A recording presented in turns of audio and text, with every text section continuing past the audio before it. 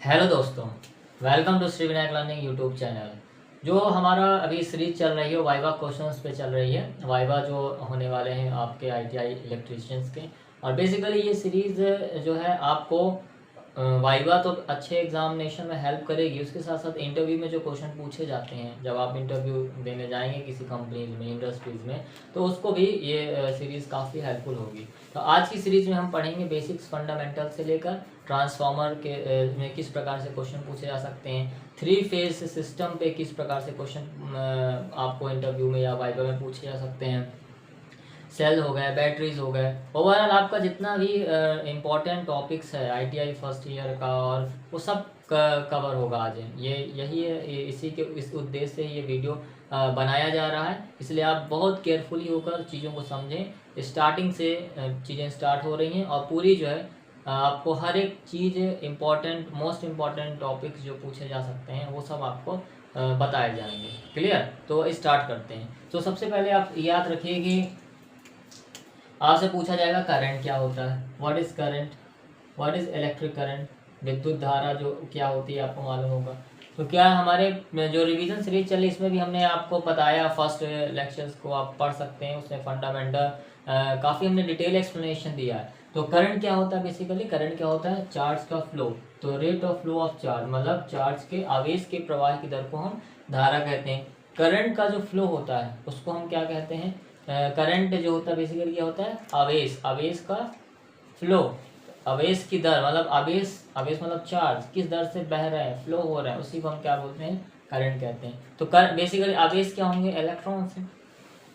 तो सर्किट में electrons flow हो रहे हैं, सर्किट में इलेक्ट्रॉन्स फ्लो हो रहे हैं, ये हमको क्या इससे हमको क्या पता चलेगा कि उस सर्किट में करंट फ्लो हो रही है। तो करंट पूछा जाए तो आप सीधे सीधे क्या बताएंगे, इलेक्ट्रॉन्स के फ्लो की दर, इलेक्ट्रॉन्स के फ्लो की दर को हम क्या कहते हैं, धारा कहते हैं। ठीक है, तो इसकी यूनिट कैसे होती है, इसको हम नापेंगे किसमें, एम्पियर में। तो आप इसको किस में मेजर करेंगे, एम्पियर में। ठीक है, इसकी एक यूनिट और होती है, इसको हम बोलते हैं कूलम्स पर सेकेंड।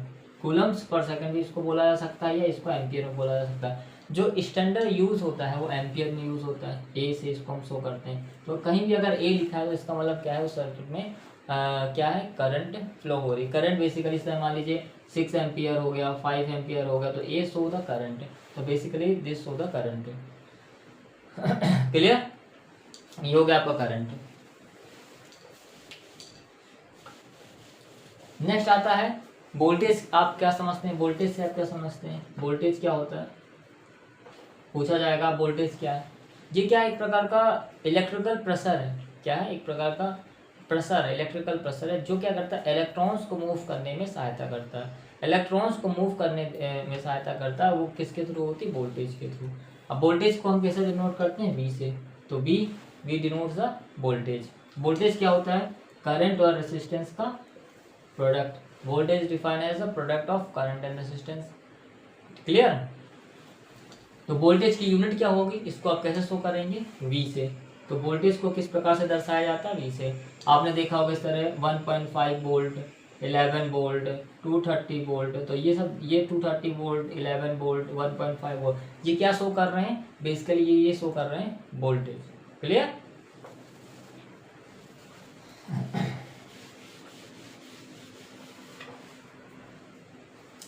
नेक्स्ट आप देखिए, अब नेक्स्ट पढ़ते हैं प्रतिरोध।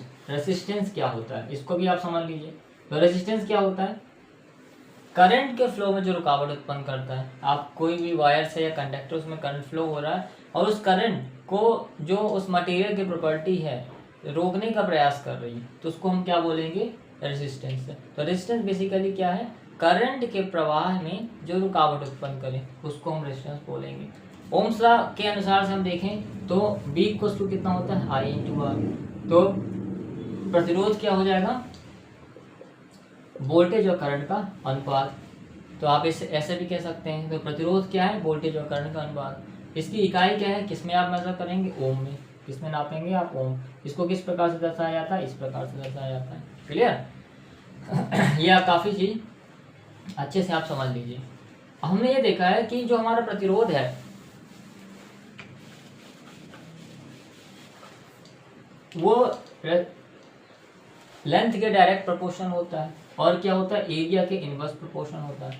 इट मीन्स किसी भी कंडक्टर का अगर हम लेंथ बढ़ा रहे हैं उसका मतलब ये है कि उसका प्रतिरोध बढ़ रहा है, और एरिया बढ़ा रहे हैं तो प्रतिरोध क्या हो रहा है, कम हो रहा है। तो हम इन दोनों को कंबाइन करके देखें तो हमारे पास आएगा R equal to rho L upon A. ये जो रो होता है ये क्या कहलाता है, स्पेसिफिक रेजिस्टेंस या विशिष्ट प्रतिरोध। रो को आप क्या पढ़ोगे, विशिष्ट प्रतिरोध।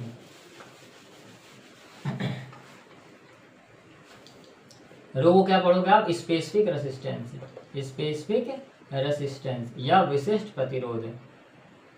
क्लियर। इसकी इकाई क्या होती है, इसकी इकाई होती है ओम्स मीटर। इसको आप ओम्स मीटर में मेजर करोगे, इसको या तो आप ऐसे लिखोगे ओम्स मीटर।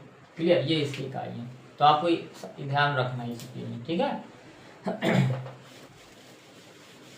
बाकी इस टॉपिक्स पे हमने डिटेल वीडियोस बनाए हैं, आप प्रीवियस हमारे प्लेलिस्ट में जाकर देख सकते हैं ITI रिवीजन सीरीज़ की, वहाँ पास पूरे वीडियोस हैं, आप अच्छे से और डिटेल स्टडी कर सकते हैं। बेसिकली ये आपको जो इंटरव्यूज़ में या वाइवा में क्वेश्चन पूछे जा सकते हैं उसके रिगार्डिंग ये वीडियोस बनाए, इसलिए आपको बहुत ब्रीफ में चीज़ें समझाई जा रही, बताई जा रही हैं। क्लियर। अब देखिए रेसिस्टेंस समझ में आ गया आपको, स्पेसिफिक रेसिस्टेंस समझ में आया था। एक चीज़ और आती है कंडक्टेंस। क्या होता है कंडक्टेंस, ये क्या होता है, इसको कैसे दर्शाएंगे आप, जी से। ये क्या होता है, रेसिस्टेंस का उल्टा, ठीक है। रेसिस्टेंस के उल्टा मतलब रेसिप्रोकल ऑफ रेसिस्टेंस, इसको हम क्या पढ़ेंगे, कंडक्टेंस से। इसकी इकाई क्या होगी, मोह, ठीक है, या इसको आप इस प्रकार से दर्शाया जाएगा, ठीक है। तो मोह बेसिकली इकाई है किसकी, कंडक्टेंस की। क्लियर। नेक्स्ट आती है आपका कंडक्टिविटी। क्या होती है कंडक्टिविटी, क्या होती है, व्हाट इज कंडक्टिविटी। कंडक्टिविटी को आप सिग्मा से डिनोट करोगे, ये क्या होगी, रेसिस्टिविटी का रेसिप्रोकल। रेसिस्टिविटी के रेसिप्रोकल को आप क्या पढ़ोगे, कंडक्टिविटी। क्लियर, ये चीज़ आपको समझ में आई। कंडक्टिविटी क्या बताती है कि कोई भी मटेरियल में करंट को फ्लो करने की जो कैपेसिटी वो कितनी अच्छी है। जैसे बोला जाए सिल्वर गुड कंडक्टर या बेस्ट कंडक्टर ऑफ इलेक्ट्रिसिटी, क्योंकि उसकी जो रेसिस्टिविटी है कम है कंपेयर टू अदर मेटल, ठीक है। अदर दूसरे मेटल्स की अपेक्षा जो है सिल्वर की जो है रेसिस्टिविटी कम है, इसलिए वो गुड, उसकी कंडक्टिविटी हाई है। कहने का मतलब ये है कि जिसकी रेसिस्टिविटी जितनी ज़्यादा होगी उसकी कंडक्टिविटी उतनी क्या होगी, कम होगी। रेसिस्टिविटी कम होगी तो कंडक्टिविटी क्या होगी, हाई होगी। क्लियर। तो ये चीज़ यहाँ समझ में आता है। देखिए हम पढ़ने जा रहे हैं कॉम्बिनेशन से। कॉम्बिनेशन किनका देखेंगे, जितने भी जैसे रेसिस्टेंस का। तो रेजिस्टेंस को आप कैसे कंबाइन करेंगे, रेजिस्टेंस को हम दो तरीके से कंबाइन करेंगे, या तो सीरीज में या तो पैरेलल में, ठीक है। इसी प्रकार से हम कंडेंसर और कैपेसिटर को भी दो टाइप से कनेक्ट करेंगे, सीरीज एंड पैरेलल। एंड फिर हम कनेक्ट करेंगे इंडक्टर एल बेसिकली क्या हो जाएगा, इंडक्टर। इसको भी हम सीरीज और पैरेलल में कनेक्शन देखेंगे। तो हम ये देखेंगे कि अगर दो रेसिस्टेंस को हम सीरीज में कनेक्ट करेंगे तो उस समय टोटल रेसिस्टेंस कितना आएगा। इसमें मान लीजिए आपके पास दो रेसिस्टेंस है, इनकी वैल्यू है R1 और R2, इनको आपको बोला जाए कनेक्ट करिए सीरीज में। ये कैसे जुड़ेंगे, सीरीज में। तो R टोटल क्या हो जाएगा, R1 plus R2। Clear.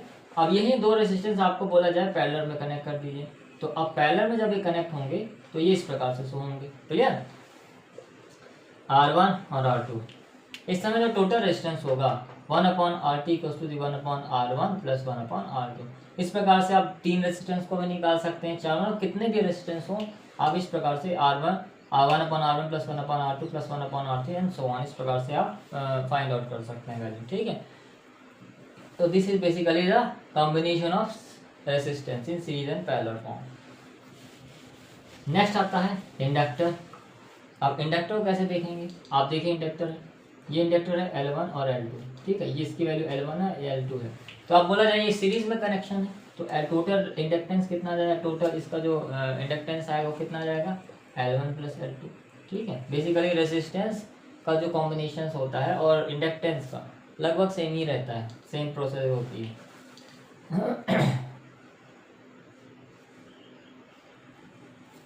This combination basically क्या कहलाएगा, पैरेलल। यहाँ पास L1 है, यहाँ L2 है, तो इसका टोटल इंडक्टेंस कितना हो जाएगा, 1/LT equals to the 1/L1 plus 1/L2। Clear.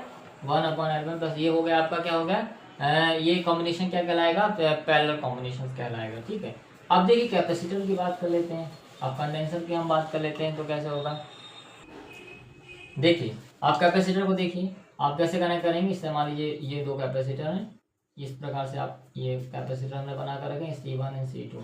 ये कैपेसिटर कैसे जुड़े हैं, सीरीज में, तो इसको क्या क्या लिखेंगे, 1/CT is equal to 1/C1 plus 1/C2। Clear, ये बेसिकली क्या है, सीरीज कॉम्बिनेशन है। और यही कैपेसिटर अगर पैरेलल में लगा दिए गए तब क्या होगा, टोटल कैपेसिटेंस। टोटल कैपेसिटेंस उस समय क्या होगा, भाई ये दोनों कैपेसिटर्स किस में लगा दिए गए, पैरेलल में, तो क्या हो जाएगा CT equal to C1 plus C2, क्योंकि पैरेलल में जो है कैपेसिटेंस क्या होते हैं, ऐड होते हैं, और सीरीज में आप इस प्रकार से हमको उसको फाइंड आउट करते हैं। क्लियर।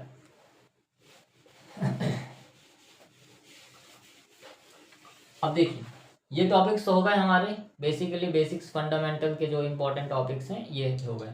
अब थोड़ा इनको देख लेते हैं, इनको किस प्रकार से शो किया जाता है। आपने शो करना भी देख लिया, इंडक्टेंस कैसे शो किया जाता है। अब इनकी यूनिट्स पढ़ लेते हैं थोड़ा क्या होती है। इस प्रकार से रेजिस्टेंस को आप किस में मेजर करेंगे, रेजिस्टेंस को आप किस में नापते हैं, ओम्स में। क्लियर। इंडक्टेंस को किस में नापेंगे आप, Henry. Clear, inductance Henry. Capacitance किस में नापेंगे, कैपेसिटेंस किस में नापेंगे आप, फैराड। ठीक है, फैराड, या बेसिकली इसकी जो यूनिट है माइक्रो फैराड में नापी जाती है। ज़्यादा हम क्या यूज़ करते हैं, माइक्रो फैराड यूज़ करते हैं। क्लियर, क्लियर, माइक्रो फैराड में यूज़ करेंगे, ये चीज़ क्लियर हुई। और वोल्टेज को किस में आप मेजर करेंगे, वोल्ट्स में। करंट को किस में मेजर करेंगे, करंट की यूनिट क्या है, एम्पियर में। ये चीज़ें आपको क्लियर हुई, करंट किस में मेजर किया जाएगा, एम्पियर में। तो ये बेसिक फंडामेंटल यूनिट्स हैं, आपको मालूम होना चाहिए। अब हम पढ़ते हैं AC। और नेक्स्ट टॉपिक हमारा आता है AC सर्किट्स। क्लियर, आप AC सर्किट्स में हम पढ़ेंगे, बहुत इंपॉर्टेंट है, अच्छे से ध्यान समझिएगा, बहुत इंपॉर्टेंट टॉपिक्स हैं। देखिए पहली बात AC का फुल फॉर्म क्या हो आपको मालूम होना चाहिए। इसको क्या बोलते हैं, अल्टरनेटिंग करंट। अल्टरनेटिंग करंट, या इसको आप हिंदी में पढ़ोगे प्रत्यावर्ती धारा। Clear, alternating current. तो ये अल्टरनेटिंग करंट होता क्या है कि देखिए ये बेसिकली क्या है, AC क्या है, एक प्रकार का AC करंट में क्या होता है, इसका मैग्नीट्यूड और डायरेक्शन, ऐसा करंट जिसका मैग्नीट्यूड और डायरेक्शन टाइम के अनुसार से चेंज होता जाए। ये आप देख लीजिए, टाइम है, ये इसका यहाँ पास मैग्नीट्यूड हो गया, यहाँ पास इसकी वैल्यू कुछ भी होगी। इस तरह हम मान लीजिए हमने 230 वोल्ट ले लिया, ठीक है, यहाँ ये क्या आ जाएगा, माइनस में 230 वोल्ट आ जाएगा। क्लियर। तो आप देखेंगे हर एक इंस्टेंट में इसकी वैल्यू चेंज हो रही है। कहीं 0 से स्टार्ट हो रही है, फिर बढ़ रही, मैक्सिमम जा रही, फिर 0 आ रही, फिर नेगेटिव जा रही है, फिर यहाँ पास वो 0 हो रही। कहने का मतलब ये है कि ऐसा करंट जिसकी वैल्यू जो है और मैग्नीट्यूड और डायरेक्शन दोनों समय के अनुसार चेंज होती रहे, उस टाइप के करंट को हम क्या कहेंगे, अल्टरनेटिंग करंट्स कहेंगे। क्लियर। अब DC करंट्स क्या होते हैं। अब नेक्स्ट आता है DC। इसका मतलब क्या होगा आपका, डायरेक्ट करंट। तो डायरेक्ट करंट क्या होंगे, जिनका मैग्नीट्यूड और डायरेक्शंस टाइम के अनुसार से चेंज ना हो। तो इस प्रकार के करंट क्या कहलाएंगे आपके, ये देखिए, ये आपका मैग्नीट्यूड होगा, इसमें हमने मान लीजिए हमने 5 वोल्ट लेकर रखा है, तो 5 वोल्ट देखिए, ये 5 वोल्ट कांस्टेंट है, टाइम के अनुसार से नहीं बदल रहा, ना ये पॉजिटिव से नेगेटिव जा रहा है, पॉजिटिव है तो पॉजिटिव में ही चल रहा है। इसका मतलब ये है कि करंट जिसका मैग्नीट्यूड और डायरेक्शन समय के अनुसार से नहीं बदले, ऐसे करंट्स को हम क्या पढ़ेंगे DC। तो DC करंट्स हो गए और AC करंट्स हो गए। क्लियर। अब इनके स्रोत देख लीजिए। AC करंट्स के आपके जो हैं, AC करंट बेसिकली कहाँ से होगा, अल्टरनेटर से। अल्टरनेटर से डेवलप होता है। अल्टरनेटर बेसिकली सिंक्रोनस जनरेटर्स होते हैं, वो स्रोत हैं किसके, AC करंट्स के। AC करंट्स के स्रोत क्या है, अल्टरनेटर्स, ऑक्सीलेटर्स, ये बेसिकली क्या है, स्रोत हैं AC करंट के। DC के क्या है, DC आपको कैसे मिलेगा, DC बेसिकली बैटरी से, सेल हो गए आपके, बैटरीज हो गए, ये हैं आपके क्या है, स्रोत हैं। किसके स्रोत हैं, DC करंट्स के। और बहुत सारे स्रोत हैं, बेसिकली प्राइमरी यही है। क्लियर। नेक्स्ट इसमें देखिए कुछ हम इसमें इंपॉर्टेंट टर्मिनोलॉजी है, उसको समझ लेते हैं। जिस प्रकार से आप देखे होंगे फ्रीक्वेंसी को बेसिकली आप स्मॉल एफ से डिनोट करते हैं। होता है फ्रीक्वेंसी क्या है, मतलब कि जो AC करंट है वो 1 सेकंड के अंदर कितने ऑक्सीलेशंस कंप्लीट कर रहा है, मतलब कितना जो पॉजिटिव नेगेटिव साइकिल्स कवर कर रहा है 1 सेकंड के अंदर, वो उसकी क्या कहलाती है, फ्रीक्वेंसी। क्लियर। तो बेसिकली जो फ्रीक्वेंसी की यूनिट होती है उसको हम हर्ट्ज में नापते हैं, एच जेड। क्लियर। तो इंडिया में देखी जाए तो फ्रीक्वेंसी कितनी है, 50 हर्ट्ज। तो यह पूछा जाएगा कि भारत में जो इलेक्ट्रिक करंट है उसकी फ्रीक्वेंसी कितनी, तो आप क्या बोलोगे, 50 हर्ट्ज। क्लियर। नेक्स्ट चीज आप देखिए, फ्रीक्वेंसी इसमें से काफी इंपॉर्टेंट है। ठीक है। अब आता है टाइम पीरियड। क्या आता है, टाइम पीरियड। ठीक है। तो एक साइकिल को कंप्लीट करने में कितना समय लग रहा है एसी करंट्स को, वो उसका क्या कहलाता है, टाइम पीरियड। क्लियर। तो time period basically T equals to the 1/f होता है। ठीक है। 1/f मतलब फ्रीक्वेंसी। क्लियर। ये चीज आपको याद रखना है, time period equals to the reciprocal of frequency, ये भी आप कह सकते हैं।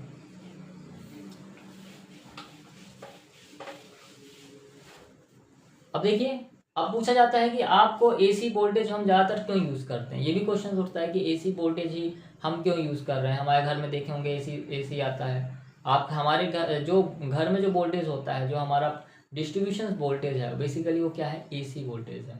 एसी क्या है, एसी वोल्टेज। अब ऐसा क्वेश्चन आता है एसी क्यों यूज़ होता है, कुछ कारण होगा इसलिए एसी यूज़ हो रहा है। तो बेसिकली जो एसी का सबसे ज़्यादा उपयोग होने का कारण क्या है कि इसको हम स्टेप अप और स्टेप डाउन कर सकते हैं, किसके थ्रू, ट्रांसफार्मर के थ्रू। ठीक है। अभी हम पढ़ेंगे ट्रांसफार्मर क्या होता है। ये चीज क्लियर हुई। तो एसी को क्या किया जा सकता है, एसी को आसानी से स्टेप और स्टेप डाउन किया जा सकता है। ये इंपॉर्टेंट इसका एक पॉइंट हो गया। क्लियर। तो इसका क्या हो जाएगा, स्टेप अप और स्टेप डाउन इजीली। तो एसी क्या कर सकते हो आप, स्टेप अप स्टेप डाउन बहुत आसानी से आप कर सकते हैं। क्लियर। फिर इसके बाद क्या होता है, इसमें जो ट्रांसमिशन लॉसेस होते हैं वो भी कम होते हैं। ट्रांसमिशन के जो लॉसेस होते हैं वो भी कम होते हैं, ये भी आपको मालूम होना चाहिए। देन फिर जितने भी इक्विपमेंट्स होते हैं एसी में बनाना बहुत आसान होता है देन कंपेयर टू डीसी। ठीक है। तो ये 2-3 इंपॉर्टेंट टॉपिक्स हैं जो आप जो है ये बता सकते हैं कि कोई अगर पूछ रहा है आपसे कि एसी क्यों प्रेफर करते हैं डीसी की अपेक्षा, तो इसलिए प्रेफर करते हैं। ठीक है। अब नेक्स्ट आता है इसमें आरएमएस वैल्यू। याद रखिएगा ये क्वेश्चन पूछा जाता है, आरएमएस वैल्यू क्या होती है, इससे वोल्टेज की वी आरएमएस। आरएमएस वैल्यू क्या होती है कि मैक्सिमम वैल्यू डिवाइड बाय √2। कोई भी एसी क्वांटिटी है उसकी जो मैक्सिमम वैल्यू को जब √2 से डिवाइड कर देते तो हमको आरएमएस वैल्यू प्राप्त होती है। इसको बेसिकली ये क्या होती है, 0.70 ऑफ वी मैक्स। याद रखिए, जो आरएमएस वैल्यू होती है वो क्या होती है, मैक्सिमम वैल्यू डिवाइड बाय √2। इसका जो आपको याद रखना 0.707 ऑफ वी मैक्स। तो आपको पूछा जाएगा आरएमएस वैल्यू का क्या है, तो आरएमएस वैल्यू आप इसको आप एग्जैक्ट बोल दीजिएगा। ठीक है। एवरेज वैल्यू क्या होती है, 0.637 ऑफ वी मैक्स, मतलब जितनी मैक्सिमम वैल्यू है उसका 0.637 टाइम्स जो होते हैं वो आपकी क्या कहलाती है, एवरेज वैल्यू कहलाती है। ये चीज़ क्लियर हुई, याद रखना अच्छे से। फिर एक इंपॉर्टेंट टर्मिनोलॉजी आती है फॉर्म फैक्टर। तो फॉर्म फैक्टर क्या होता है, एसी में जो फॉर्म फैक्टर होता है 1.11 होता है। आप क्या बोलेंगे, फॉर्म फैक्टर। ये एक चीज याद रखना, ये फॉर्म फैक्टर। फॉर्म फैक्टर क्या होता है, फॉर्म फैक्टर की वैल्यू क्या होती है, के फॉर्म फैक्टर के एफ इक्वल्स टू 1.11। तो आप याद रखना के एफ बेसिकली क्या डिनोट करता है, फॉर्म फैक्टर। इसकी वैल्यू क्या होती है, 1.11। ये एसी में मोस्ट इंपॉर्टेंट रोल प्ले करता है। क्लियर।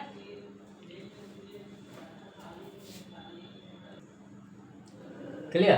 तो फॉर्म फैक्टर क्या होगा, 1.11, इसको आप याद रखिएगा। अब जब हम एसी सर्किट्स की बात करते हैं तो इसमें दो टर्मिनोलॉजी आती है। एक आता है इंडक्टिव रिएक्टेंस। क्या आता है, एक इंडक्टिव रिएक्टेंस। इंडक्टिव रिएक्टेंस को कैसे आप शो करोगे, आप एक्सएल से शो करेंगे। तो एक्स और एल ये क्या बताएगा, बेसिकली क्या होता है, एल ओमेगा। बेसिकली इसकी फॉर्म क्या होता है, 2πf इंटू एल।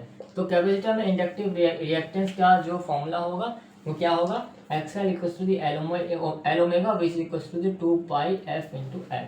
इसकी यूनिट किस में नापे जाओगे आप, इसको आप किस में नापेंगे, ओम्स में। तो इसकी यूनिट क्या होगी, ओम्स में होगी। क्लियर। ये एसी सर्किट्स की बात हो रही है।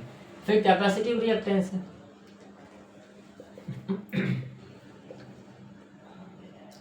कैपेसिटिव रिएक्टेंस क्या होता है, कैपेसिटिव रिएक्टेंस एक्स सी, इसका होगा 1/C omega which equal to 1/2πfc। तो ये दो चीजें आप याद रखिएगा, कभी कभार आपसे पूछ सकते हैं कि इंडक्टिव रिएक्टेंस क्या होता है, कैपेसिटिव रिएक्टेंस क्या होता है, तो आप इसको इस प्रकार से बता सकते हैं। क्लियर, दोनों की यूनिट्स क्या होगी वो, इसको भी आप ओम में ही मेजर करेंगे। अब एक इम्पॉर्टेंट चीज आती है, वो क्या कहलाती है आपकी, उसको हम क्या कहते हैं, इम्पीडेंस। तो इम्पीडेंस भी आपको याद रखना है। इम्पीडेंस क्या होता है, इम्पीडेंस बेसिकली क्या होता है, ओवरऑल ऑपोजिशंस एसी सर्किट्स में, जो पूरा जो ओवरऑल ऑपोजिशंस है ऑफर बाय द बेसिकली किसके, एसी सर्किट्स में, मतलब जितने भी, चाहे वो रेसिस्टेंस के थ्रू हो रहा है या वो रिएक्टेंस के थ्रू हो रहा है, तो ओवरऑल जो ऑपोजिशंस है सर्किट का, वो क्या कहलाता है, इम्पीडेंस कहलाता है। इसको आप कैसे करोगे, जेड से। जब हम एसी सर्किट्स पढ़ेंगे तो उसमें हम डिटेल आपको बताएंगे कि इम्पीडेंस एग्जैक्ट होता क्या है, किस प्रकार से मेजर किया जाता है, different types of AC circuits में इम्पीडेंस को किस प्रकार से निकालते हैं, RL circuit, RC circuit, RLC circuit, तो काफी डिटेल से पढ़ाएंगे। जस्ट आप जान लीजिए इम्पीडेंस बेसिकली क्या होता है, overall opposition's offer by the AC circuit. AC circuit का ओवरऑल जो ऑपोजिशंस है उसको हम क्या बोलते हैं, इम्पीडेंस बोलते हैं। इसको जेड से डिनोट करते हैं। क्लियर, इसकी यूनिट क्या होगी, ओम्स। इसको भी आप किसमें मेजर करेंगे, ओम्स। तो क्लियर हुआ, यहाँ से ये चीजें क्लियर हुई। अब एक सर्किट, इसमें एक इंपॉर्टेंट सर्किट है जो आपको याद रखना है, आर, एल और सी। ये जो आर एल सी सर्किट है, इसमें कॉन्सेप्ट आता है रेजोनेंस का, आता है रेजोनेंस। ये जो रेजोनेंस सर्किट है ये क्या कहलाता है, रेजोनेंस होता क्या है, या रेजोनेंस सर्किट्स क्या होता है। तो जब कभी भी एसी सर्किट्स में क्या होगा, अगर एक्सएल इक्वल टू एक्सी हो गया, it means that inductive reactance बराबर हो गया किसके, कैपेसिटिव रिएक्टेंस के। तो उस कंडीशंस में हमारा जो सर्किट का जो पावर फैक्टर होगा वो क्या हो जाएगा, पावर फैक्टर क्या हो जाएगा, यूनिटी। पावर फैक्टर क्या हो जाएगा, यूनिटी, मतलब 1 हो जाएगा। क्लियर। अब वो सर्किट कैसे, किस तरह से बिहेव करने लगेगा, एज अ रेसिस्टिव सर्किट की तरह बिहेव करने लगेगा। उस समय जो इम्पीडेंस होगा सर्किट का इक्वल टू किसके बराबर हो जाएगा, रेसिस्टेंस के बराबर हो जाएगा। इसमें एक चीज होती है, रेजोनेंट फ्रीक्वेंसी क्या होगी, उस समय जो फ्रीक्वेंसी होगी वो क्या होगी, तो रेजोनेंट फ्रीक्वेंसी होगी F R equal to the 1/2π√L/C। तो ये इंपॉर्टेंट फॉर्मूले आपको याद रखना है। रेजोनेंट फ्रीक्वेंसी क्या होगी, पावर फैक्टर क्या हो जाएगा, इम्पीडेंस उस समय क्या होगा, और किस कंडीशंस में रेजोनेंस होता है। तो ये जो 4 इंपॉर्टेंट पॉइंट्स हैं ये आपको काफी याद रखने, ठीक है।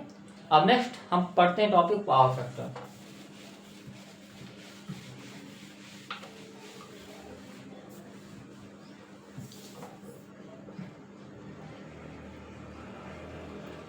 Power factor. अब पावर फैक्टर क्या होता है आपको मालूम होना चाहिए। पावर फैक्टर क्या होता है, पावर फैक्टर आपको मालूम है। व्हाट इज पावर फैक्टर, तो पावर फैक्टर बेसिकली क्या है, वोल्टेज और करंट का एंगल। तो angle between the voltage and current, current और वोल्टेज के बीच का क्या एंगल है वो क्या शो करता है हमारा पावर फैक्टर। अब पावर फैक्टर को कैसे शो करते हैं, कॉस फाई से। तो कॉस फाई क्या बताता है, कॉस फाई बेसिकली क्या डिनोट करता है, power factor. Clear. Cos phi होता क्या है, पावर फैक्टर बेसिकली हम 2 तरीके से डिफाइन कर सकते हैं। बेसिकली ये क्या है, एंगल है वोल्टेज और करंट के बीच का। क्लियर। दूसरा फॉर्मूला क्या होता है, R/Z।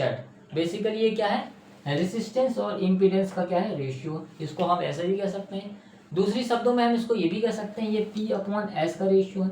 Basically P for active power और S फॉर अपरेंट पावर। इसका जो रेशियो है ये भी पावर फैक्टर कहलाता है। तो इसको हम 3-4 रूप से, 3-4 प्रकार से हम जो है इसको बता सकते हैं। क्लियर। तो पावर फैक्टर बहुत इंपॉर्टेंट रोल प्ले करता है, क्योंकि ये हमारा ये बताता है कि सर्किट में हमारा जो करंट है किस प्रकार से यूटिलाइज किया जा रहा है।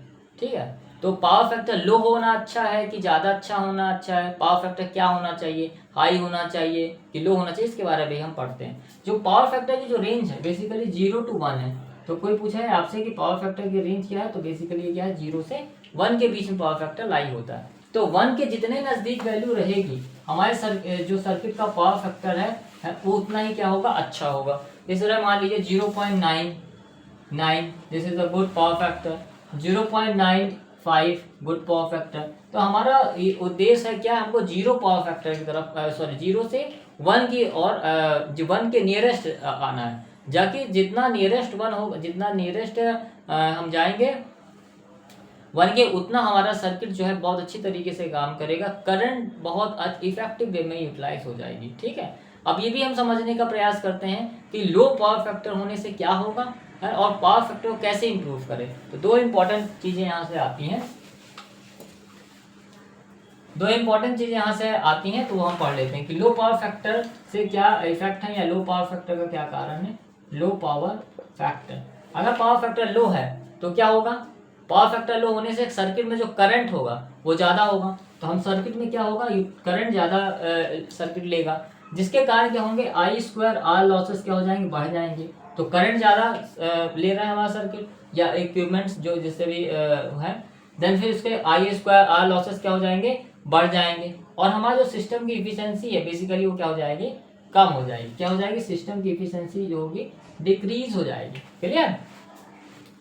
देन फिर क्या होगा, वोल्टेज रेगुलेशन भी बिगड़ जाएगा, वोल्टेज रेगुलेशन VR जो है ये भी डिस्टर्बेंस हो जाएगा। अब ये सब पढ़ेंगे जब डिटेल वीडियोस में हम पढ़ेंगे तो सब अच्छे से आपको डिटेल से पढ़ाएंगे कि वोल्टेज रेगुलेशन क्या है, एफिशिएंसी क्या है, पावर लॉसेस क्या होंगे, ये सब चीजें अच्छे से डिटेल से पढ़ेंगे। आप एक जनरल चीज समझ लीजिए कि लो पावर फैक्टर होने से क्या क्या चीजें होंगी। ठीक है,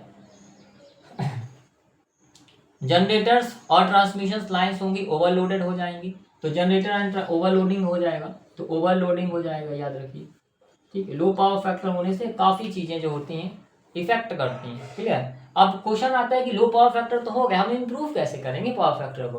तो पावर फैक्टर को इम्प्रूव करने के लिए हम क्या करेंगे, पैरेलल में कैपेसिटर कनेक्ट कर देंगे। ठीक है, तो इम्प्रूव कैसे किया जाता है,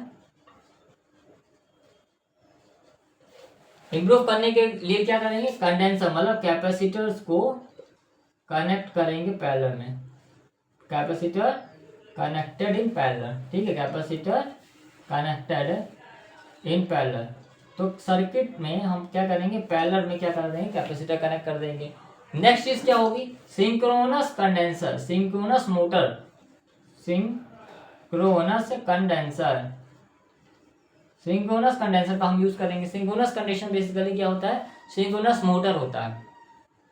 ठीक है, उसके थ्रू हम पावर फैक्टर इंप्रूव कर। दो इंपॉर्टेंट टॉपिक्स हैं जो पूछे जा सकते हैं कि पावर फैक्टर इंप्रूव करने के लिए क्या यूज करेंगे आप ताकि आपका पावर फैक्टर अच्छा हो जाए। तो क्या किस तरह अच्छा हो जाएगा, कैपेसिटर हम कनेक्ट कर देंगे सर्किट्स के पैरेलल में, और दूसरी चीज हम क्या कर सकते हैं, सिंक्रोनस कंडेंसर को हम यूज कर सकते हैं। सिंक्रोनस कंडेंसर बेसिकली या सिंक्रोनस मोटर है जिसको हम यूज कर चीजों को क्या कर सकते हैं, पावर फैक्टर को कंट्रोल कर सकते हैं। बाकी डिटेल में हम पढ़ेंगे, नेक्स्ट जो हमारे जो रिवीजन सीरीज चले उसमें डिटेल में पढ़ेंगे पावर फैक्टर क्या है। ठीक है,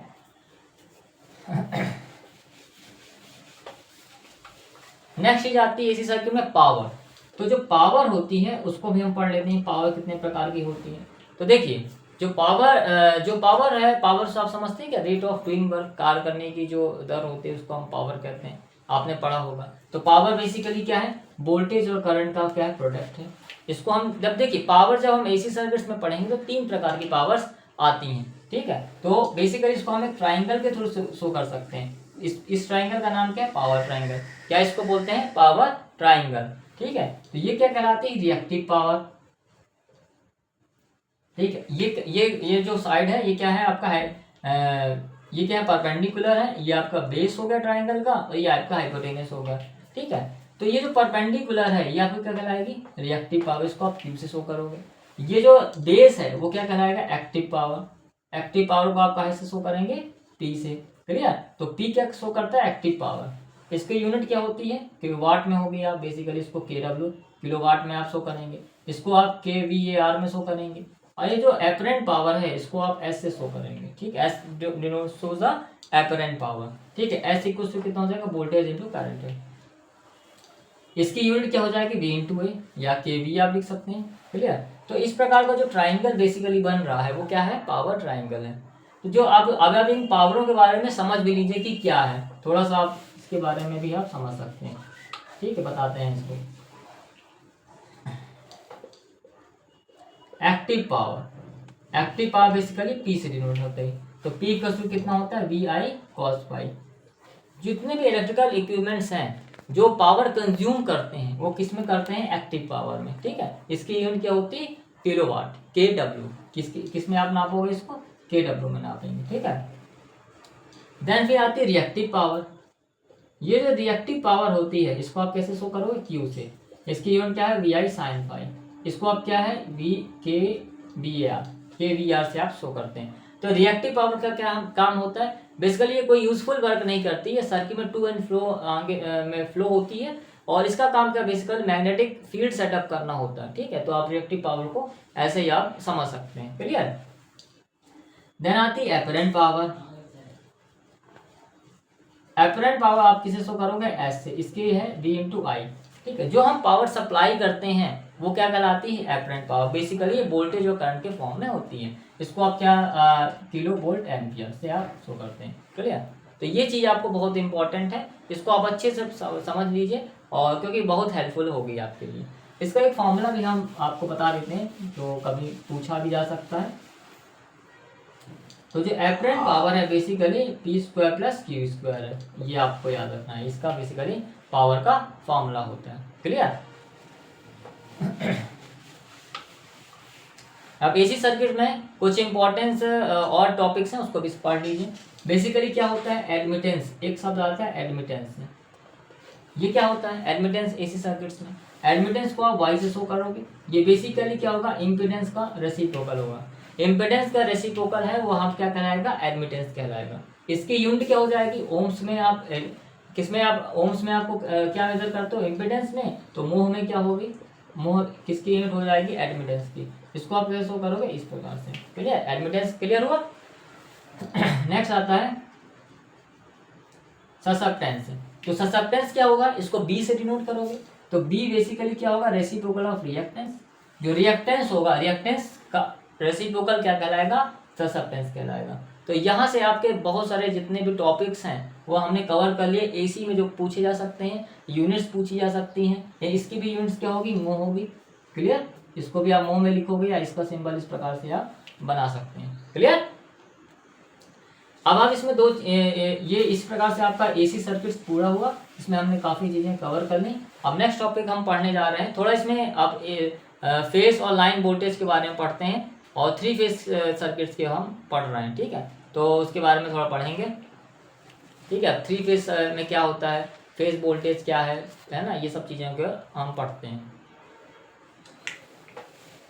देखिए जो हमारी सप्लाई है, जो बेसिकली इलेक्ट्रिकल पावर जो सप्लाई हो रही है, 2 टाइप की होती है। बेसिकली क्या हो गई, आपकी सिंगल फेज हो गई और 3 फेज हो गई, क्लियर। तो सिंगल फेज जो वोल्टेज है वो कितना होगा, आप सिंगल फेज वोल्टेज बेसिकली कितना होगा, 230 वोल्ट, क्लियर। 230 वोल्ट हो सकता है, या 240 230 के आसपास के वोल्टेज को हम क्या कहेंगे, सिंगल फेज वोल्टेज। अब जो 3 फेज होगा, 3 फेज कितना हो जाएगा, 400 वोल्ट। 440 बेसिकली 400 वोल्ट है, ठीक है। तो आप 400 वोल्ट या 440 वोल्ट, ठीक है। तो 400 440 415 ये बेसिकली एक अनुमानित जो है स्टैंडर्ड वोल्टेज है, जिसमें हम 3 फेज का यूज़ करते हैं, ठीक है। तो 3 फेज वोल्टेज और सिंगल फेज वोल्टेज आपको क्लियर होने चाहिए। अब आप समझते हैं कि कनेक्शंस किस प्रकार से होते हैं, और 3 फेज में होता क्या है ये थोड़ा समझने का प्रयास करते हैं, ठीक है। तो आपने देखा होगा कि 3 फेज में बेसिकली 2 प्रकार के कनेक्शंस होते हैं। एक होता है स्टार और एक होता है डेल्टा। स्टार एंड डेल्टा, ये 2 टाइप के कनेक्शंस जो है हमको देखने को मिलते हैं 3 फेज में। तो बेसिकली हम स्टार कनेक्शंस को अभी देखते हैं क्या होता है स्टार कनेक्शन। एक कनेक्शन आप समझ लेंगे ना, ताकि आपको सब काफ़ी चीज़ें क्लियर हो जाएंगी।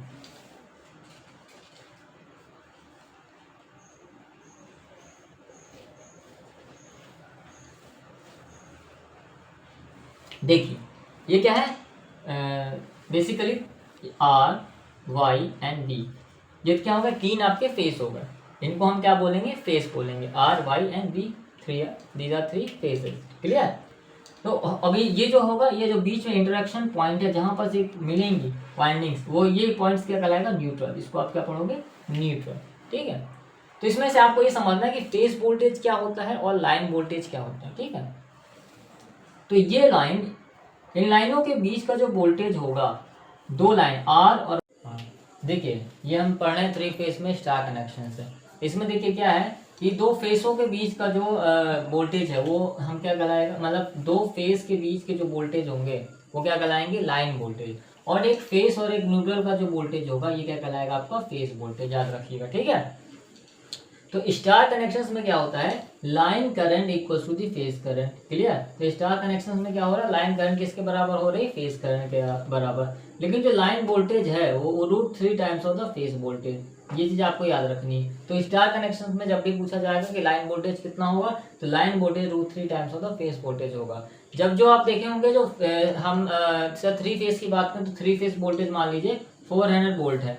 तो 400 वोल्ट ये जो आपका है 400 वोल्ट क्या है, ये लाइन टू लाइन वोल्टेज है, लाइन टू लाइन, क्लियर। दो लाइनों के बीच का जो वोल्टेज है वो ये है, line to line voltage 400 volt या 440 हो सकता है या 415 हो सकता है। लेकिन अगर हम एक फेस और एक न्यूट्रल की बात करें, एक फेस और एक न्यूट्रल के बीच का जो वोल्टेज होगा वो फेस वोल्टेज होगा, जो क्या होगा आपका 230 वोल्ट, क्लियर, 230 240 वोल्ट होगा। ये क्या कहलाएगा आपका फेस वोल्टेज। तो ये चीज याद रखिएगा कि पूछा जा सकता है कि लाइन टू लाइन वोल्टेज क्या होगा और phase to phase phase voltage क्या होगा, क्लियर। तो ये हो गया आपका क्या है, स्टार कनेक्शन से। इसी प्रकार से डेल्टा कनेक्शंस होता है। अब डेल्टा कनेक्शंस में देखिए क्या होगा, डेल्टा कनेक्शंस इस प्रकार से आपका, ये देखिए this type of the connection is known as delta connection है। अब ये डेल्टा कनेक्शंस में जो होगा ये यही फेस हो गया आर फेस, ये वाई, और आपका ये क्या हो जाएगा आर वाई डी। यहाँ पास न्यूट्रल एब्सेंट होता है, न्यूट्रल नहीं होता डेल्टा कनेक्शंस में, न्यूट्रल नहीं होता है। तो न्यूट्रल नहीं होने के कारण क्या होता है, ये बेसिकली हाई ट्रांसमिशन में यूज होता है, ठीक है। मतलब जब हमको हाई ट्रांसमिशन चाहिए, डिस्ट्रीब्यूशन में जब जरूरत नहीं, डायरेक्ट हम ट्रांसमिशन कर रहे हैं, जब वोल्टेज को हम ट्रांसमिट करते हैं हाई वोल्टेज में तो हम डेल्टा कनेक्शन यूज करते हैं। जब हम ट्रांसफॉर्मर पढ़ेंगे तो उसमें ये सब कनेक्शन यूज होते हैं, ठीक है। तो डेल्टा में क्या होगा, डेल्टा कनेक्शंस में क्या होगा, line voltage equal to the phase voltage. आपको क्लियर हुआ कि लाइन वोल्टेज किसके बराबर हो जाएगा, फेस वोल्टेज के। लेकिन जो लाइन करंट होगी वो √3 times of the face current हो जाएगी, ये आपको याद रखना। तो ये दो चीजें काफी इंपॉर्टेंट है, आपको याद रखना कि स्टार कनेक्शंस में लाइन वोल्टेज फेस वोल्टेज क्या होता है, क्लियर। अब नेक्स्ट टॉपिक पढ़ते हैं। एसी सर्किट यहाँ से पूरा हुआ। अब नेक्स्ट टॉपिक जो पढ़ने हम जा रहे हैं वो सेल एंड बैटरी।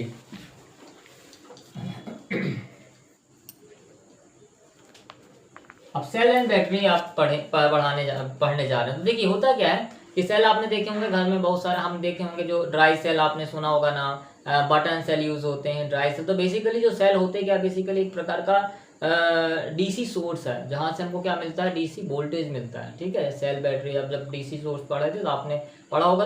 तो एग्जांपल क्या हमने देखे रहे, सेल एंड बैटरीज। तो बैटरीज क्या होती है कि battery basically combination of large number of cells, मतलब बहुत सारे सेल जब आपस में कंबाइन कर दिए जाते हैं तो क्या बन जाते हैं, बैटरी बन जाते हैं। और सिंगल क्या क्या पैरेलल दोनों में जोड़ सकते हैं। तो सीरीज में क्या होगा, सीरीज में जब हम जोड़ेंगे, ये देखिए सीरीज में इस प्रकार से हम सेल को क्या करते हैं, कंबाइन करते हैं, पॉजिटिव नेगेटिव करके। मान लीजिए एक सेल जो है, एक सेल कितना है, 1.5 वोल्टेज का है, क्लियर। और आपने जो कितने सेल कनेक्ट कर दिए हैं, 3 सेल कनेक्ट कर दिए, तो कितना हो जाएगा 1.5 वोल्ट एक सेल का है, ये भी 1.5 वोल्ट है, ये भी 1.5 वोल्ट है। तो टोटल ईएमएफ हमारा, टोटल ईएमएफ कितना डेवलप हो जाएगा, तो ई टोटल जो होगा बेसिकली ये होता है N × E, एक सेल का ईएमएफ। देखिए 3 सेल हैं, 3 × 1.5, तो बेसिकली कितना हो जाएगा 4.5 वोल्ट। तो इस पूरे कॉम्बिनेशन से हमको कितना वोल्टेज मिलेगा, 4.5 वोल्ट, क्लियर। कभी भी जब हम देखिए सेल को हमको सीरीज में कनेक्ट करने से क्या मिलता है, वोल्टेज ज्यादा मिलता है। अगर हम सीरीज में कॉम्बिनेशन कर रहे हैं तो हमको क्या मिल रहा है, वोल्टेज ज्यादा मिल रहा है। अगर हमको करंट ज्यादा चाहिए तो हमको क्या करना पड़ेगा, पैरेलल कनेक्शन यूज करना पड़ेगा। तो सेल को सीरीज में देख लिए, पैरेलल भी देखिए सेल को इस प्रकार से आप कनेक्ट करेंगे।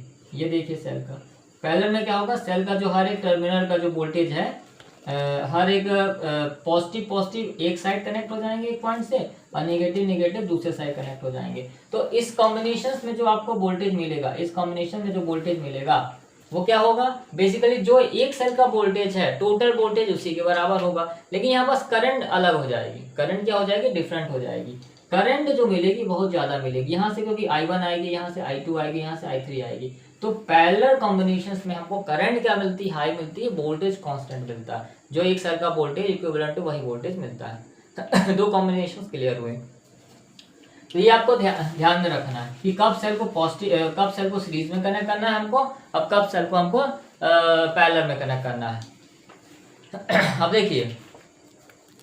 देखिए दूसरा हमारे पॉइंट आता है। अब देखिए इसमें हमको देखिए कैपेसिटी ऑफ सेल, तो कैपेसिटी जो होगी है ना, कैपेसिटी ऑफ बैटरी बेसिकली बोल दीजिए, कैपेसिटी ऑफ बैटरी, बैटरी की कैपेसिटी किस में नापी जाती है, एम्पियर आवर्स। किस में नापी जाती है, एम्पियर आवर। मतलब जो है आपने देखा होगा जो मोबाइल की बैटरियां यूज होती हैं, ये एम्पियर आवर थोड़ा हायर बड़ी यूनिट है, और छोटी इसकी यूनिट जो ज्यादातर यूज होती है बैटरी में सेल में एमएएच की फॉर्म में हम यूज करते हैं, मिली एम्पियर आवर। ठीक है, मतलब एक घंटे में कितने बैटरी जो है करंट प्रोवाइड करवा रही है, उसके आधार पर उस बैटरी की क्या हम करते हैं कैपेसिटी, वो कर फाइंड मतलब कैपेसिटी उसको शो करते हैं। क्लियर, कैपेसिटी क्लियर हुई।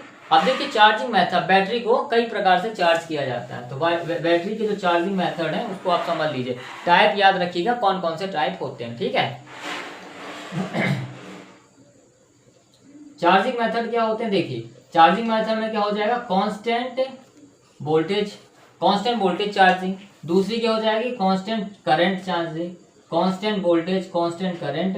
तीसरी क्या हो जाएगी आपकी, कांस्टेंट वोल्टेज हो गई, कांस्टेंट करंट हो गई, या रेक्टिफायर चार्जिंग। ठीक है, रेक्टिफायर्स में क्या होगा, रेक्टिफायर चार्जिंग हम क्या करेंगे, रेक्टिफायर बनाएंगे और रेक्टिफायर के थ्रू हम बैटरी को चार्ज करेंगे। और नेक्स्ट जो है फोर्थ ट्रिकल चार्जिंग, बेसिकली क्या हो जाएगी आपकी ट्रिकल चार्जिंग।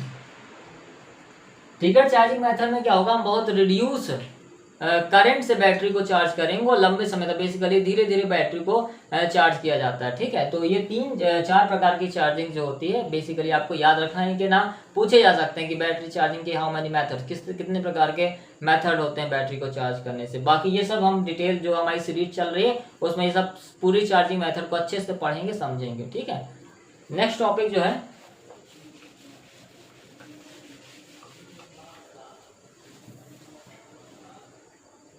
नेक्स्ट टॉपिक जो पढ़ने जा रहे हैं वो है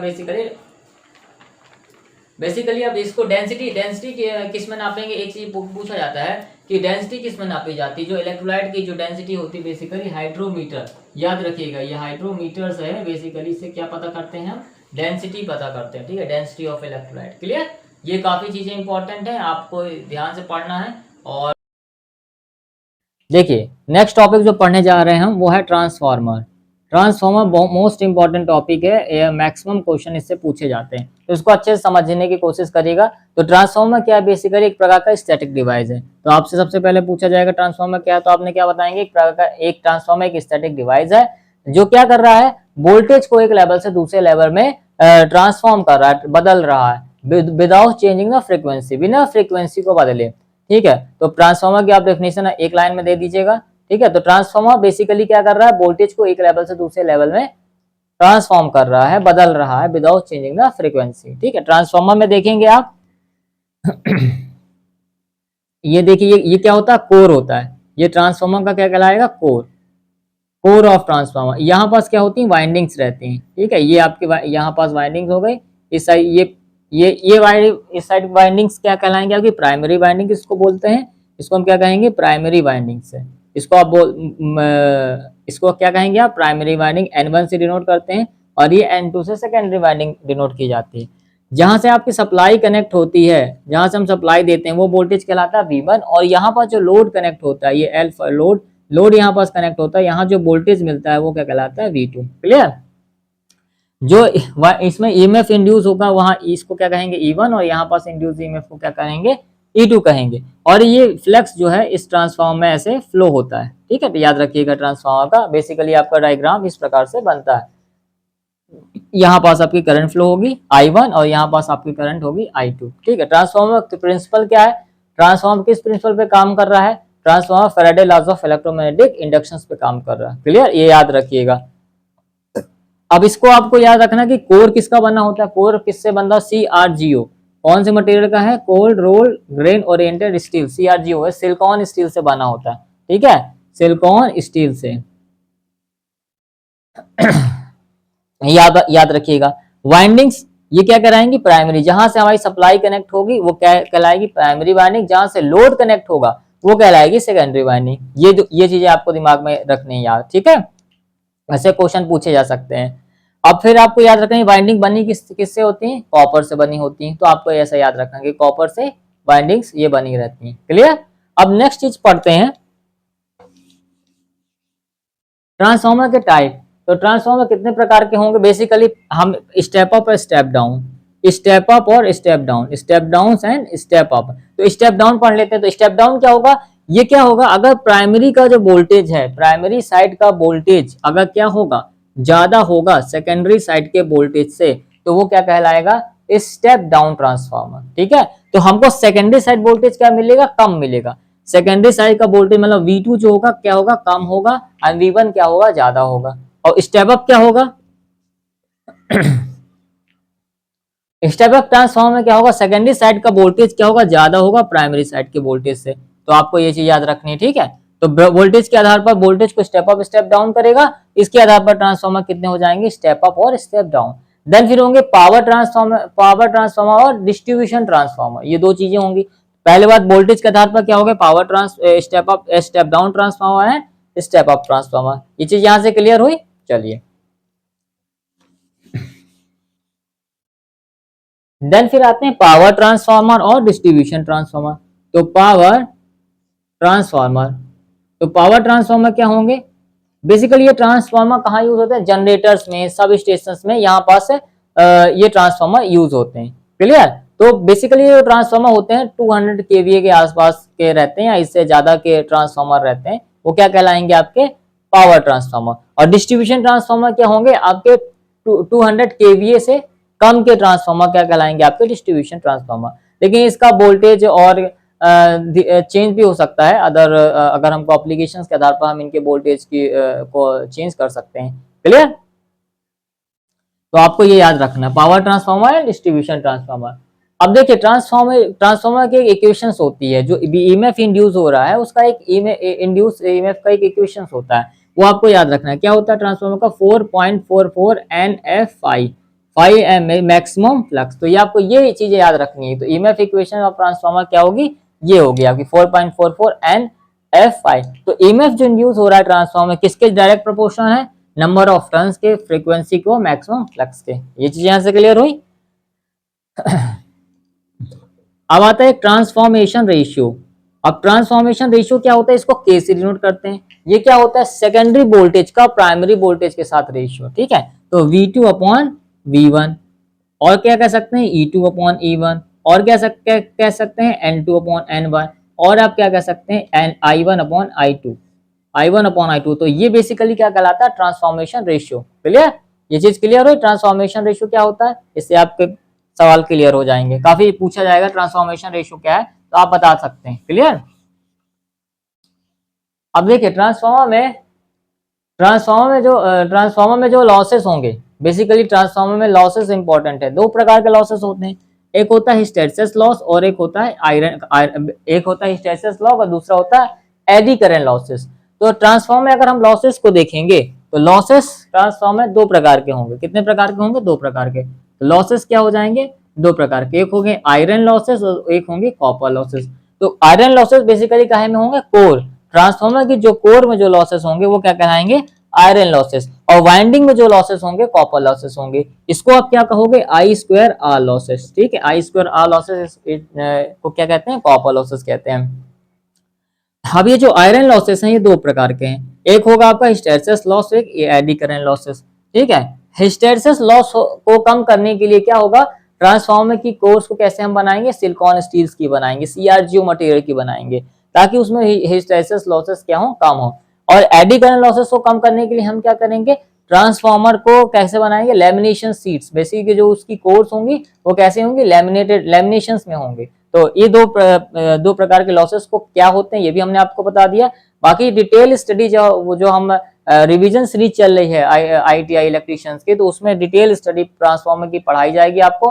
तो उसको आप देखेंगे जब अपलोड होगी, तो आपको पूरी डिटेल कॉन्सेप्ट को क्लियर किया जाएगा। अभी जस्ट आप इंटरव्यूज और वाइवा में जो क्वेश्चन पूछे जा सकते हैं उसके आधार पर आपको पढ़ाया जा रहा है। ठीक है, क्लियर।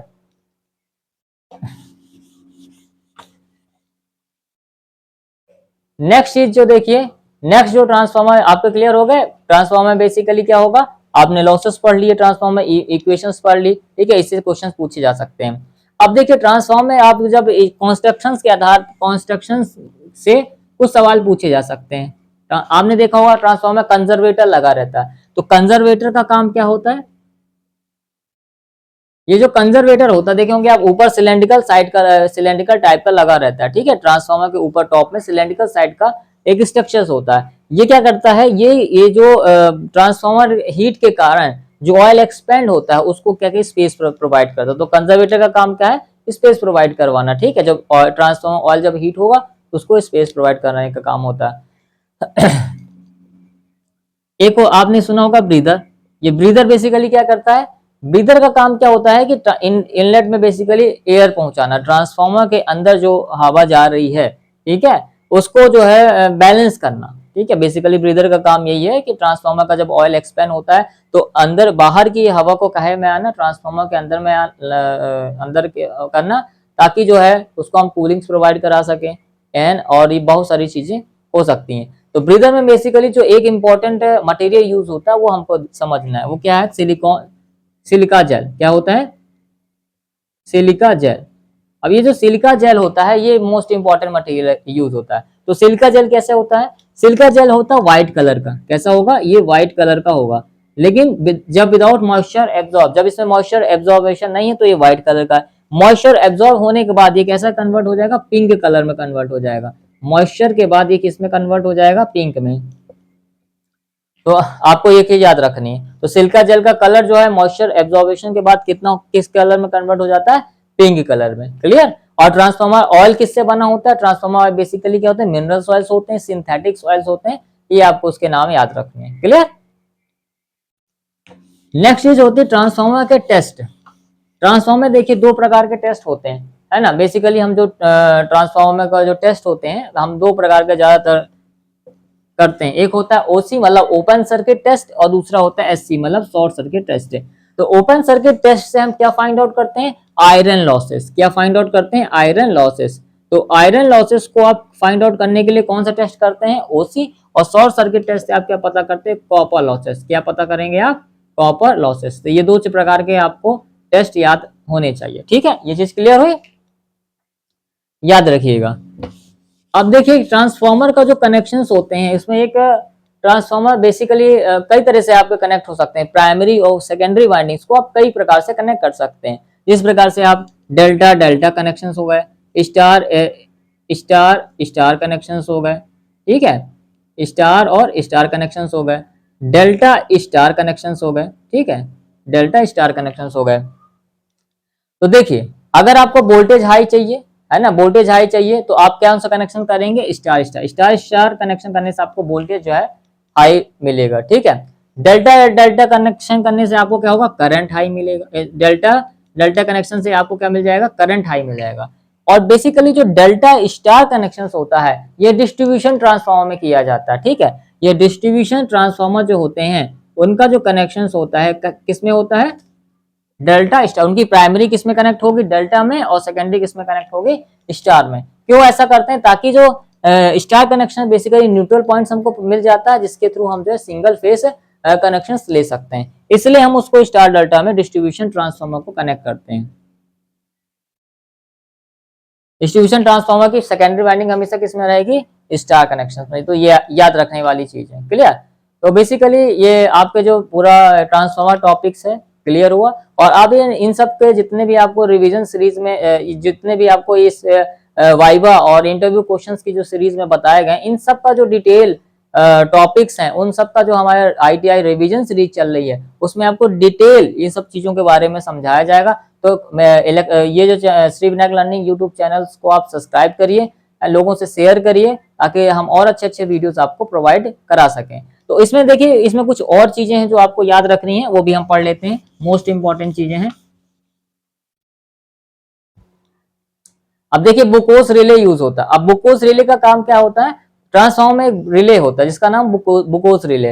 अब बुकोस रिले क्या करता है, जितने प्रकार के ट्रांसफार्मर इंटरनल पार्ट्स हैं उसको क्या करता है, उसको रिटेक्ट करता है, उसको मतलब आप प्रोटेक्ट करने का है, प्रिवेंटिंग की तरह यूज होता है, ठीक है। बुकोस रिले का क्या काम है, डिटेक्ट करना, किसका, इंटरनल फॉल्ट्स को डिटेक्ट करना। तो ये चीज आपसे पूछी जा सकती है, क्लियर।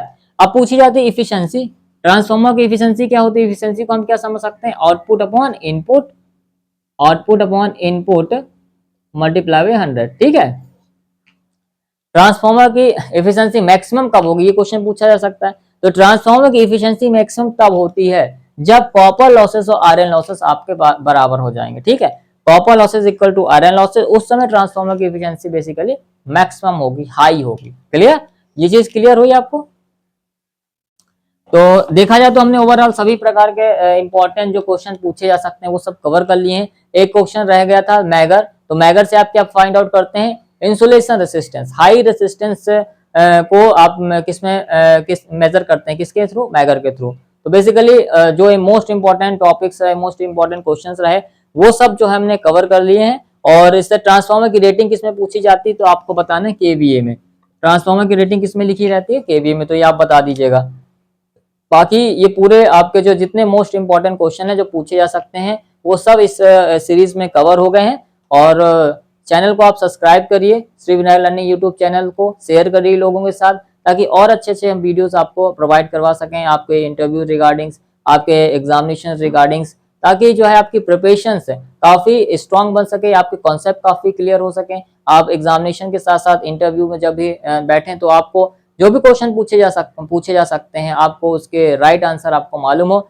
इसके साथ साथ जो है जो यूट्यूब जो हमारी सीरीज चल रही है IITI रिवीजन सीरीज, उसको आप देखिए, आप इंपॉर्टेंट वीडियोस देखिए, उसके टॉपिक वाइज हर चीज प्रोवाइड करवाई गई है आपको। और बाकी डे टू डे आप हर दिन आपके पास अपडेट्स आते रहेंगे, इसलिए चैनल्स को आप सब्सक्राइब करिए, ठीक है। Thank you for watching this video.